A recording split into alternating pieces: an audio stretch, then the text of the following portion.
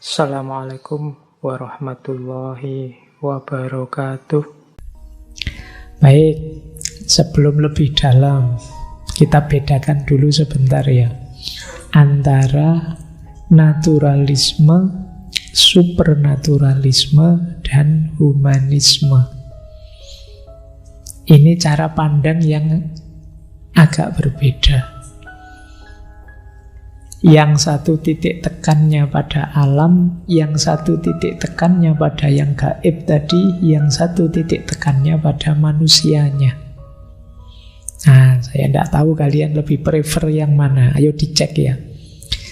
Yang pertama, naturalisme.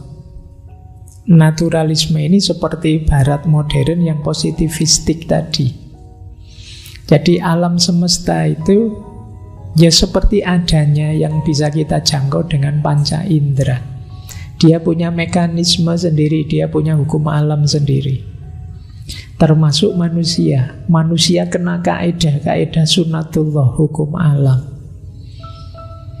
Orang yang berpandangan naturalis, dia akan berusaha bagaimana caranya saya hidup selaras dengan alam. Karena aku ini bagian dari alam. Ajaran seperti ini kemarin mungkin bisa ditengok ketika kita mengkaji Zen, Buddhisme, dan juga Taoisme. Jadi ini yang disebut naturalisme. Kalau digambar seperti itu. Yang melingkupi semuanya itu alam. Manusia bagian dari alam. Tuhan sejauh dipahami oleh manusia.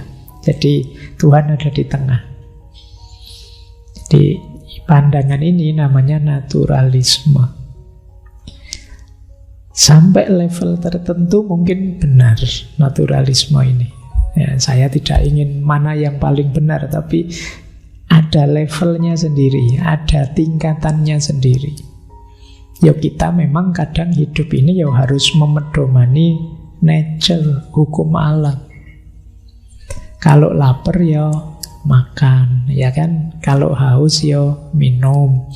Yang belum dapat minum boleh ngambil kalau masih ada. Ini kan mikirnya simple, sederhana, sesuai nature.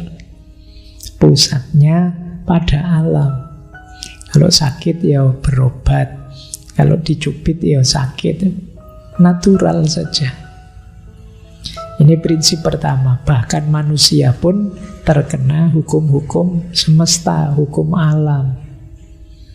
Berarti tugasnya manusia itu sebenarnya hidup selaras dengan alam semesta. Syukur-syukur bisa memperindahnya, seperti falsafah Jawa, memayu hayuning bawono. Ini namanya naturalisme. Cuma seperti saya bilang tadi, naturalisme saja mungkin reduktif, motong keseluruhan realitas. Karena dalam hidup ini mungkin ada yang supernatural. Maka kebalikannya naturalisme itu supernaturalisme. Kalau supernaturalisme, keyakinan bahwa justru alam ini diatur, dikendalikan, diarahkan oleh yang supernatural. Kalau kita yang beragama ya Tuhan. Tuhan itu kan supernatural. Agama kuno ya dewa-dewa. Maka manusia tugasnya apa dalam pandangan supernatural ini? Kita ini punya tugas mengetahui apa sih keinginannya Tuhan dan menjalankannya. Nah, kalau kalian mindsetnya seperti ini, Pak, tugas saya hidup ini tahu kehendaknya Tuhan apa dan menjalankannya. Ini berarti bagian dari cara pandang dunia yang jenisnya supernatural. Kalau tadi yang natural kita menyelaraskan diri dengan alam, kalau yang supernatural kita menjalankan kehendaknya Tuhan. Kalian ada di mana saya tidak tahu. Mungkin di yang kedua ini. Atau jangan-jangan tidak di dua-duanya. Kalian belum pernah mikir serius tentang ini. Mindsetnya tidak tahu Pak, mindsetan hidup saya kayak biasanya saja. Nah, ini yang kedua. Jadi Tuhan hierarkinya paling tinggi. Setelah itu manusia, setelah itu alam. Biasanya alam itu menyediakan fasilitas bagi manusia untuk menjalankan kehendaknya Tuhan. Jadi alam fasilitasnya, manusia agennya, Tuhan tujuannya. Ya Tuhan dalam tanda petik ya, semua agama, semua kepercayaan biasanya ada yang diposisikan sebagai Tuhan. Relasinya sama seperti ini. Nah, jadi ini supernatural. Tadi ada yang natural, ada yang supernatural, ada yang humanisme. Kalau ini tadi ada khas barat tadi. Kalau supernatural yang tertinggi Tuhan, natural yang tertinggi alam. Kalau humanisme yang tertinggi manusia. Jadi kesejahteraan manusia, kebahagiaan manusia harus jadi perhatian utama. Manusia harus senang, manusia harus sejahtera, manusia harus bahagia. Yang dipikir ini terus. Nah, mungkin kalian cara pandang seorang humanis. Yang ada di pikiranmu, bagaimana caranya saya bahagia, kita sebagai manusia bahagia dan baik. Apa yang paling membahagiakan kita, itulah yang kita jalankan, kita hidupkan. Nah, yang ketiga ini kita seorang humanis berarti. Humanis khas barat ya. Nanti karena jenis-jenis humanisme banyak. Ada humanisme yang teistik. Pak, kalau humanisme teistik berarti yang nomor satu Tuhan. Enggak. Tuhan pun tidak nomor satu. Agama dan Tuhan dihadirkan dalam humanisme demi kesejahteraan kebahagiaannya manusia juga.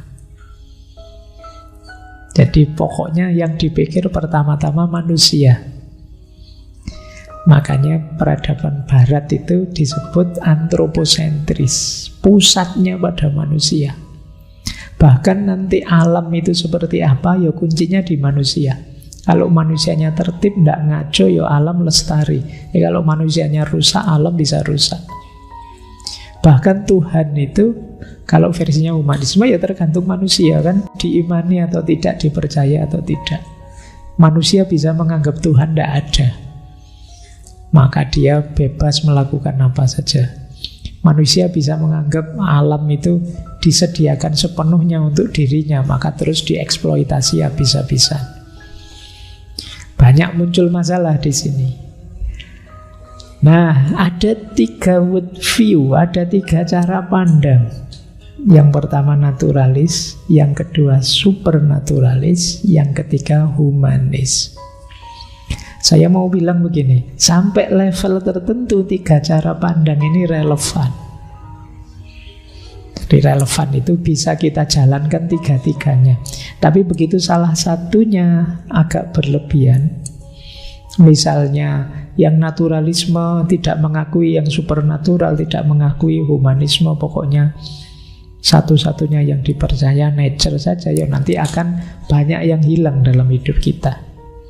Yang supernatural juga begitu, pokoknya hidup demi supernatural saja, melupakan dunianya, melupakan sesamanya, juga kacau nanti.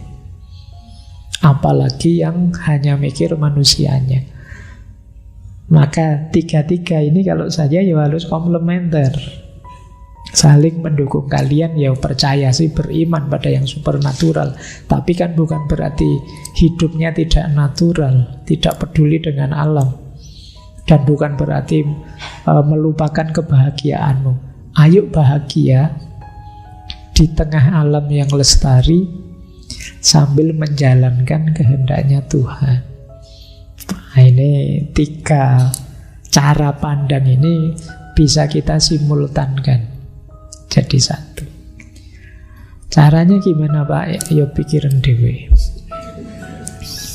Ya kalau dibahas satu-satu panjang. Kapan-kapan kita balik ke naturalisme, humanisme jadi lengkap. Malam hari ini kita baru ke supernaturalnya dulu.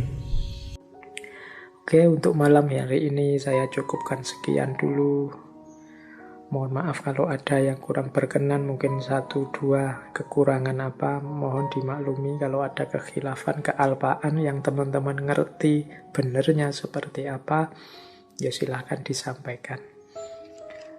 Kurang lebihnya mohon maaf.